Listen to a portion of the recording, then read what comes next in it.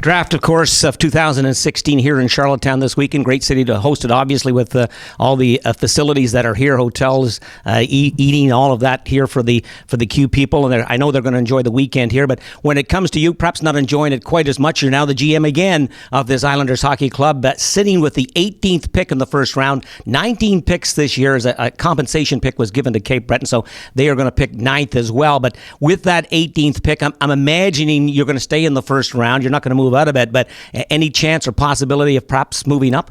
Well, the beauty of the draft is that expect the unexpected, and there's a lot of chatter. And being the new kid on the block with the GM hat on, I've been very popular.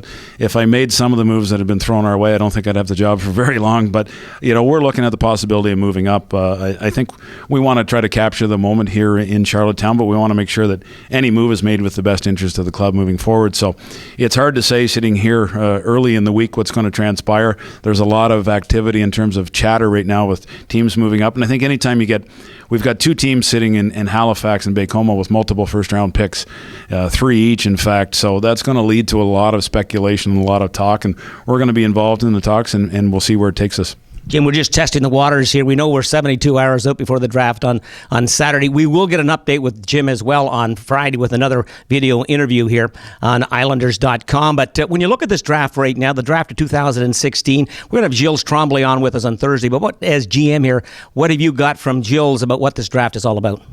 Well, I think the one word that keeps coming up is balance. I don't think it's the best draft year in history. I don't think it's the worst draft year in history. But when the brief viewings that I had at the Combine in Blainville and from discussions with Gilles and the staff is they think there's a lot of balance in the positions. And so we're pretty excited about that. And I think any year we always go into it, and whether it be the National Hockey League or the Quebec League or any draft, you always hear at the start of the year how bad the draft is. And then quietly as things progress, you start to see that there's great kids out there every year. And this year is no exception. I was highly impressed by the skill level that was in Blainville, and I think every year the younger generation seems to be getting more and more skilled. The speed of the game is at an all-time high, so we're pretty excited with the names that are going to be there. We are in a unique spot in terms of 18 where a lot of things are out of our control, and we're going to have multiple plans and multiple names ready, but that's why the intrigue of moving up is there. But as always, an exciting time for us, and really exciting time for the young players coming into our league.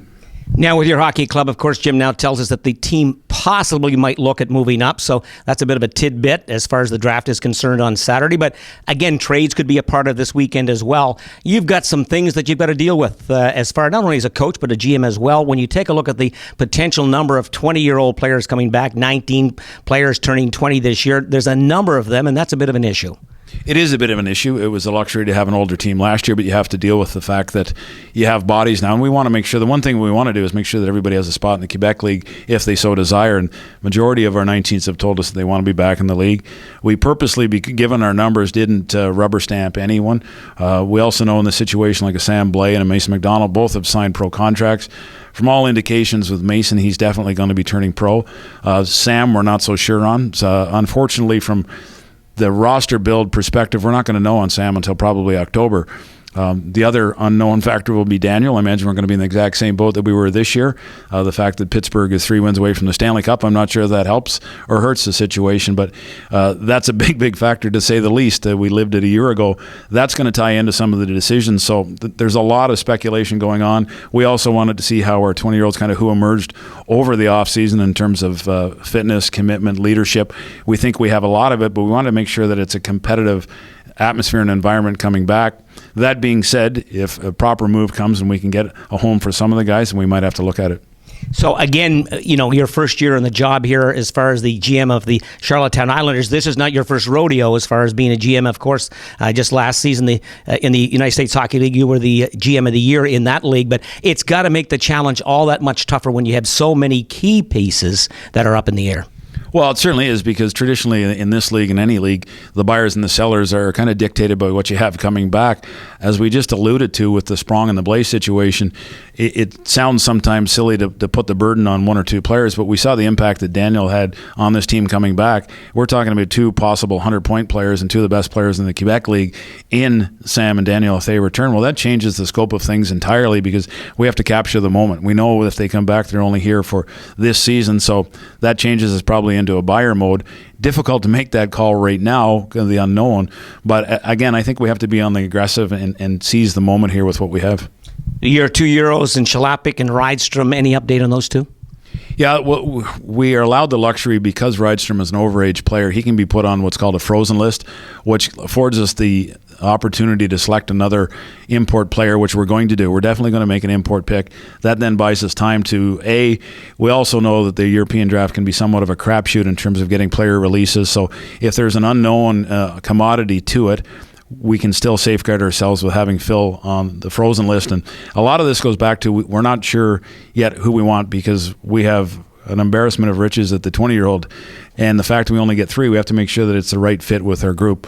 Chalapik, we're excited about. He's had wonderful health reports. He left under difficult circumstances with the concussion, but has made rapid improvement. Kevin Elliott's been in constant contact with him. I believe he's going to be back in North America at the end of June for NHL development camp with the Senators. So really looking for a bounce-back year out of Phil. And again, Phil Rydstrom was a big part of this team last year and very excited about what he can add. So just making sure we get all the pieces of the puzzle into place.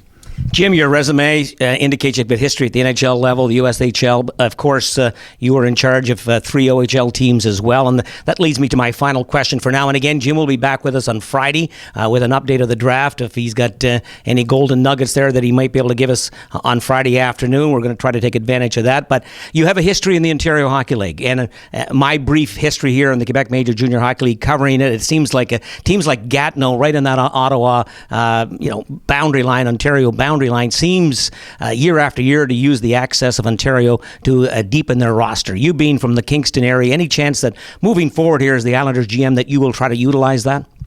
Well, we definitely are. I think all the teams in the queue are trying to take the lead from the Gatineaus, the Monktons, the St. John's in particular.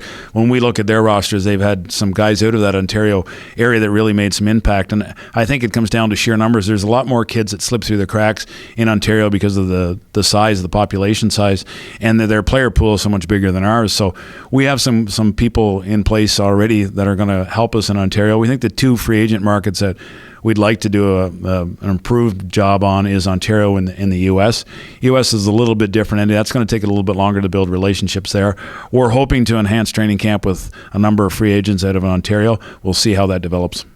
That's Islanders head coach and, again, new GM Jim Hulton. Again, he will be guesting with us on Friday to give us an update for the draft, which is coming here in Charlottetown this weekend. Should be a great weekend of junior hockey talk here in the capital area of Charlottetown. For Jim, I'm George Matthews for Inside the Islanders.